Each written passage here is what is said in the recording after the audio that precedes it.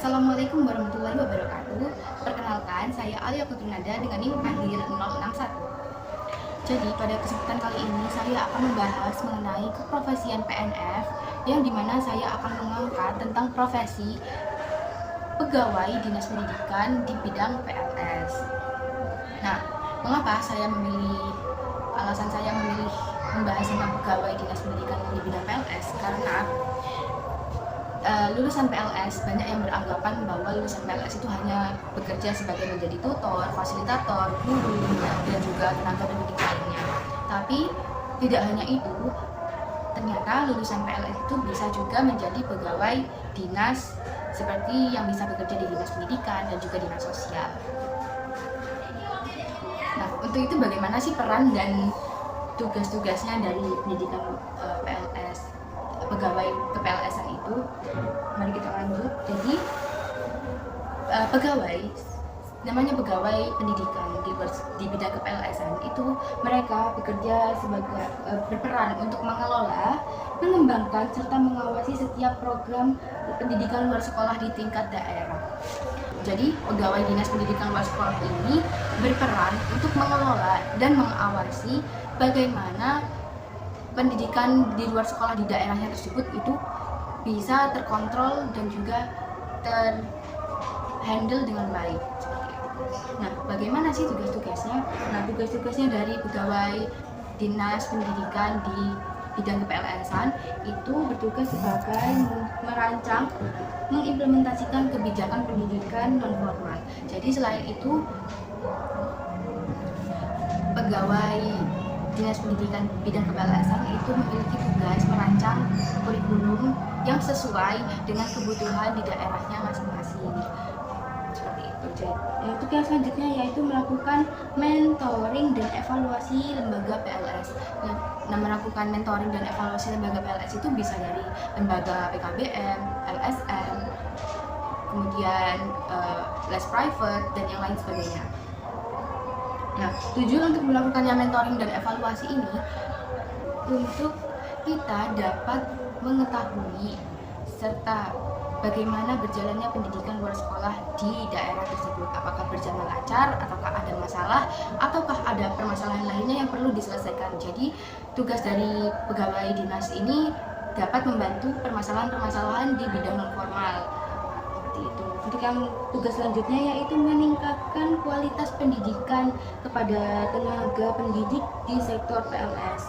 Nah, jadi bukan hanya merancang kurikulum dan juga memantau dan mengevaluasi. Jadi pegawai dinas pendidikan ini juga berhak untuk mengupgrade seorang pendidik di bidang ke-PLS-an agar menjadi lebih profesional ketika dalam mengajar itu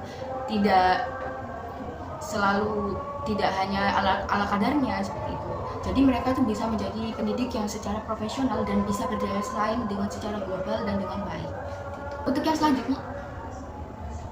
selanjutnya kita akan membahas tentang tantangan dan juga peluang mengenai bagaimana keprofesian pegawai dinas pendidikan terutama pada bidang ke-PLS-an itu menghadapi masalah dan juga bagaimana peluangnya. Nah, jadi tantangannya itu terdapat kurangnya tenaga profesional di bidang PLS. Memang dalam kehidupan sehari-hari, dalam realita kehidupan dunia kerja, lulusan dari pendidikan luar sekolah itu sangat minim, dan juga rata-rata orang yang berada di bidang ke-PLS-an itu bukan berasal dari jurusan PLS itu sendiri. Oleh karena itu kita sebagai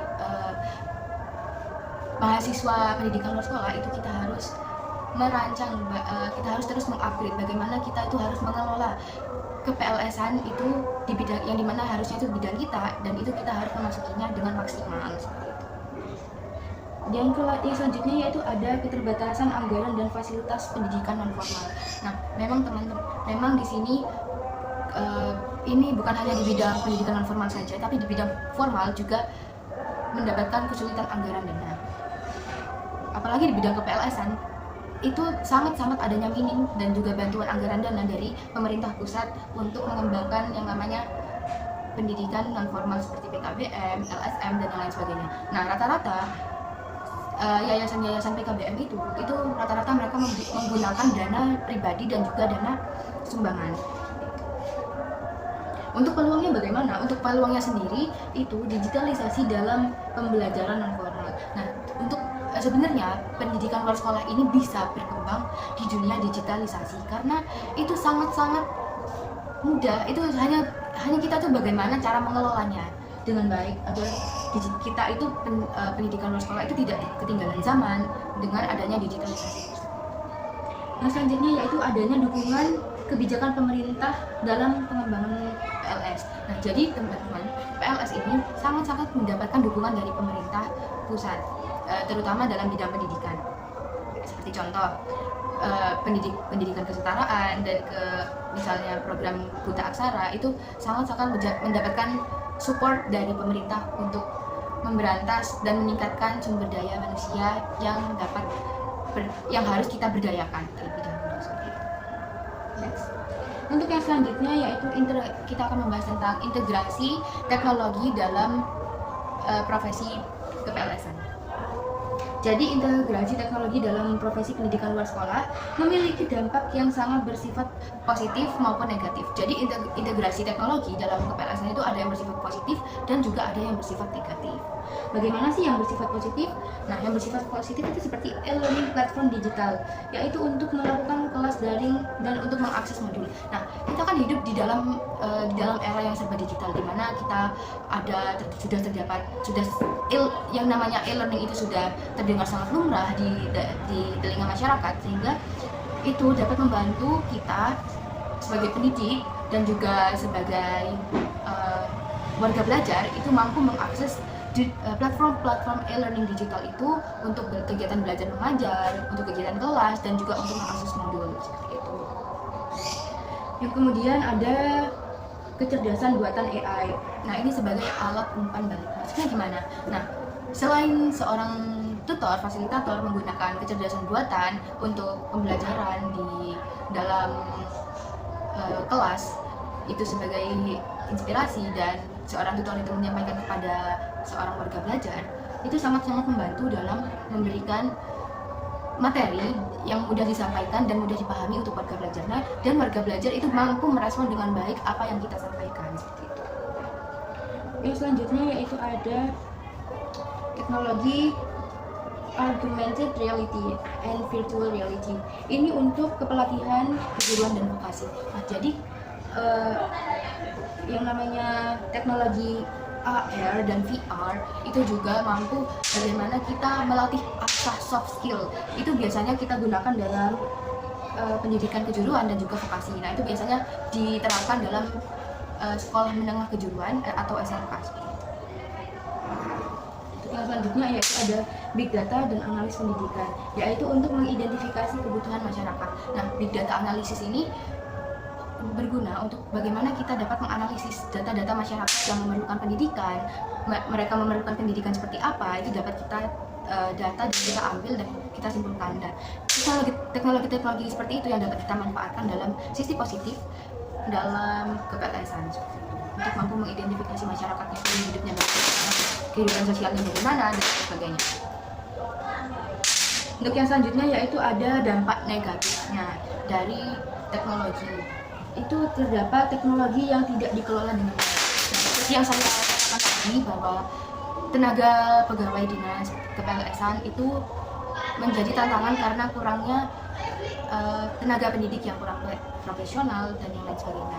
Nah, itu perlu kita menjadi PR buat kita selalu upgrade bagaimana untuk kita selalu update dalam dunia kependidikan, terutama di kepls-an.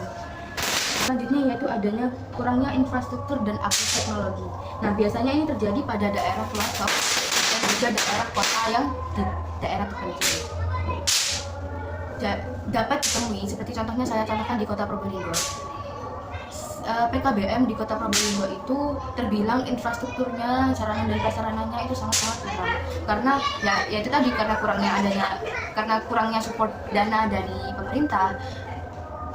Maksudnya itu dana dari pemerintah untuk pendidikan non formal itu sangat-sangat minim. Jadi untuk memaksimalkan sarana dan prasarananya untuk pembelajaran di non formal itu sangat-sangat sulit. Yang selanjutnya yaitu adanya kurangnya literasi digital, baik dari segi pendidik dan juga warga belajarnya. Nah, ini merupakan PR juga buat kita sebagai tutor, fasilitator nantinya, karena memang di jurusan pendidikan luar sekolah itu banyak sekali yang kurang akannya minat membaca. Karena itu kita ada dalam Imadi Plus itu memiliki program kerja untuk bagaimana membiasakan budaya literasi dalam keluarga. Yang selanjutnya yaitu adanya kurangnya dukungan dan kebijakan anggaran. Ya, seperti yang saya jelaskan tadi, akibat dari kurangnya kebijakan dukungan dari anggaran ini akan berpengaruh dari bagaimana sarana dan prasarananya ketika dalam belajar itu sangat juga terganggu. Selanjutnya yaitu kebijakan dan isu sosial, bagaimana kebijakan pemerintah dalam pendidikan sekolah dan juga isu-isu sosial yang terjadi di masyarakat tentang PLS. Itu kebijakan terbaru yang mendukung PLS itu seperti adanya program pendidikan inklusif dan pemberdayaan masyarakat. Nah, sekarang itu sudah banyak sekali tersebar sekarang itu sudah banyak sekali yang tersebar mengenai pendidikan yang ada di kebijakan dan isu sosial. Saat ini sudah banyak sekali tersebar yang namanya yayasan pendidikan PKBM yang berisi sekolah paket A, paket B, dan paket C. Itu sudah banyak sekali tersebar di seluruh daerah. Nah, tersebut itu untuk memfasilitasi masyarakat dalam minat belajarnya yang sempat tertunda pada saat itu. Nah, di sini juga ada pendidikan inklusif. Maksudnya di sini PKBM saat ini itu sudah ada yang mampu menerima seseorang yang setelah memiliki kebutuhan khusus dalam dirinya. Jadi ada sekolah khusus PKBM yang berbasis inklusif untuk mereka yang berkebutuhan khusus. Yang selanjutnya yaitu adalah profesi ini berkontribusi dalam menyelesaikan isu sosial seperti pemberantasan buta aksara dan peningkatan kompetensi tenaga kerja informal. Nah, seperti yang saya katakan tadi, bahwa KPLS-an itu sendiri memiliki program sendiri bagaimana kita itu untuk memberantas buta aksara di masyarakat luas. Seperti kita mengajar bagaimana caranya untuk seperti kita mengajarkan bagaimana caranya untuk mengajar masyarakat untuk rajin membaca, meningkatkan literasi digital, membudayakan mereka untuk rajin membaca, seperti itu. Nah, untuk pegawai dinas pendidikan KPLS-an ke depannya itu memerlukan apa yang diperlukan di masa depan untuk pegawai dinas pendidikan KPLS-nya itu ada, saya rangkum menjadi 3, yaitu kemampuan manajemen pendidikan dan kebijakan publik. Jadi profesi KPLS-an ini sangat-sangat membutuhkan tenaga ahli yang ahli di bidang manajemen pendidikan. Kenapa? Karena kebanyakan pendidikan non formal saat ini itu tidak mendapatkan dan tidak tahu bagaimana cara mengelola sebuah lembaga dengan baik dan bagaimana kita memilih sebuah kurikulum dengan baik yang sesuai dengan kebutuhan masyarakat. Yang selanjutnya yaitu ada penguasaan teknologi pendidikan.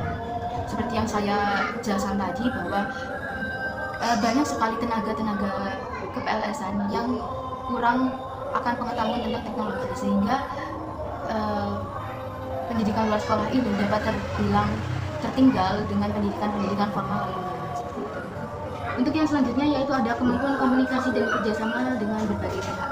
Nah, kemampuan berkomunikasi dan bersosialisasi dengan orang sekitar itu adalah hal yang sangat penting dan yang paling dibutuhkan dalam dunia PLS, karena kita di dalam masyarakat nantinya kita akan terjun dalam masyarakat, dan itu tidak mungkin kalau misalnya kita tidak pandai dalam berkomunikasi dan tidak pandai dalam bagaimana menghandle masyarakat di luar sana. Nah, untuk membangun relasi dan kerjasama ini sangat-sangat menguntungkan bagi pihak PLS bahwa untuk mengembangkan sebuah lembaga seperti itu. Kemudian ada relevansi dalam SDGs, sustainable. Dalam relevansi KPLS-an profesi ini dalam SDGs itu ada 2 yang saya temukan, yaitu SDGs nomor 4 dan juga SDGs nomor 8. SDGs nomor 4 itu mengenai kualitas edukasi, quality education. Kualitas edukasi seperti apa? Pendidikan yang berkualitas ini mengandalkan program PNF secara maksimal di setiap daerah secara merata. Meskipun banyak hambatan-hambatan masalah yang kita hadapi ke depan, tapi kita berharap mengenai pendidikan luar sekolah itu, pendidikan non formal itu merata di setiap daerahnya. Dan SDGs nomor 8-nya yaitu mengenai decent work and economic growth. Maksudnya yaitu menargetkan akses pekerjaan yang berkelanjutan untuk mendorong ekonomi kreatif. Jadi selain kita untuk memberdayakan manusia, nah kita itu juga bertujuan untuk membangun perekonomian di masyarakat itu supaya menjadi lebih baik dan tidak ada warga yang kemiskinan seperti itu. Yang selanjutnya untuk refleksi rencana karir ke depannya. Pendidikan non formal ini sangat perlu bagaimana kita untuk mengupgrade diri untuk tidak ketinggalan zaman dengan dunia platform digital untuk dalam kegiatan belajar mengajar di PKBM dan untuk mengevaluasinya, terutama dalam bidang dinas pendidikan di bidang kepelsan. Mereka kan untuk mengevaluasi. Nah, jadi kita itu harus satu langkah bagaimana kita dapat mengelola, dapat mengevaluasi dan juga mengkontrol sebuah lembaga yang berada di bawah naungan KPLS. Jadi selain kita meningkatkan diri, kita juga perlu bagaimana meningkatkan kualitas kita dalam teknologi pendidikan, dalam manajemen pendidikan. Itu sangat-sangat penting yang perlu kita pertimbangkan dan kita refleksikan di rencana karir kedepannya untuk PLS yang lebih maju. Seperti itu. Nah, sekian penjelasan dan presentasi dari saya. Kurang lebihnya mohon maaf apabila ada kesalahan kata, mohon dimaafkan. Wassalamualaikum warahmatullahi wabarakatuh.